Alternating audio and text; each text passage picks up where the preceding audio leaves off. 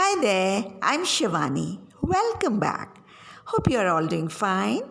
Today's lesson is on future perfect tense. Let's find out what this tense is all about. Well, this tense refers to an event that will take place or happen in the future and will end before a specific time in future. Well, it's important to remember the event will be completed or will be over before a particular time in the future. For example, I will have completed my graduation by March next year or by March 2022. Next month, by now, my sister will have got married. Tomorrow, by this time, our plane will have taken off for Goa. Now, future perfect tense also refers to an action or event that will start in the future and end before the commencement of another action or event. For example, by the time you reach Delhi, they will have left for Manali. The children will have gone to sleep when you reach home. So you see, one action will have ended before the second action begins. The one that took place first is expressed in the future perfect tense. Let's go back to the examples once again. By the time you reach Delhi, this is the second action, which will happen later.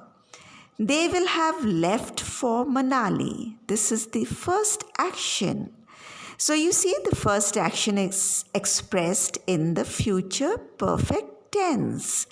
Similarly, the children will have gone to sleep is expressed in the future perfect because it will happen before you reach home. Now you come to the structure of future perfect tense. It is subject plus the auxiliaries will have plus the main verb. Subject can be singular or plural, it doesn't matter.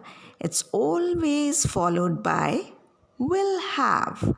The auxiliaries will and have. We don't use has or had. So it's always will have, followed by the main verb in the form of past participle. Past participle or the third form of verb. Regular verbs, for them, the second form and the third form are the same. But for the irregular verbs, the third form is different. So you have to learn them so that you don't make any mistakes. Now let's see how negative sentences are formed. For negative sentences, we insert a not between will and have so that it becomes will not have.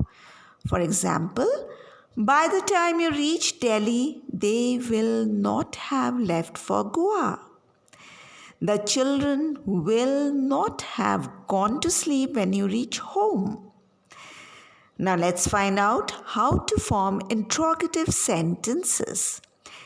To form questions that can be answered in yes or no, just place will before the subject. For example, will they have got married by this time next month? So you can answer in yes or no. Will she have cooked dinner when we reach home? Here also the answer can be in yes or no. Questions can also be formed with WH words or question words. For example, how long will they have lived here when they move to London next week? How long will they have lived here when they move to London next week? How much money will you have saved by the end of this year? How much money will you have saved by the end of this year? Now, how to form contractions.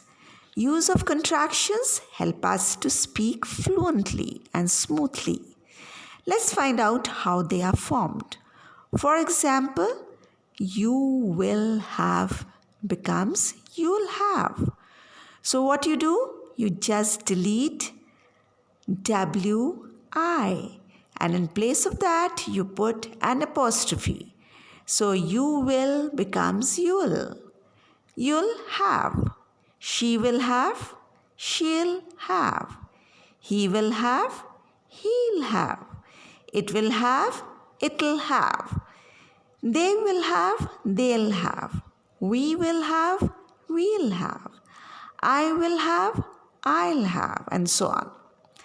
Let's see how it's done for negative sentences.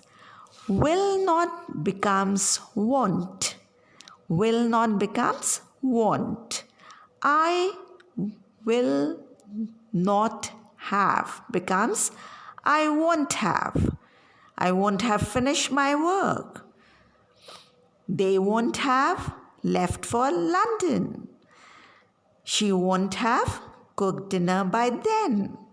So that brings us to the end of the lesson. How did you find it? Please let me know by sending your comments. Do not forget to like and share the video. Take care. Bye.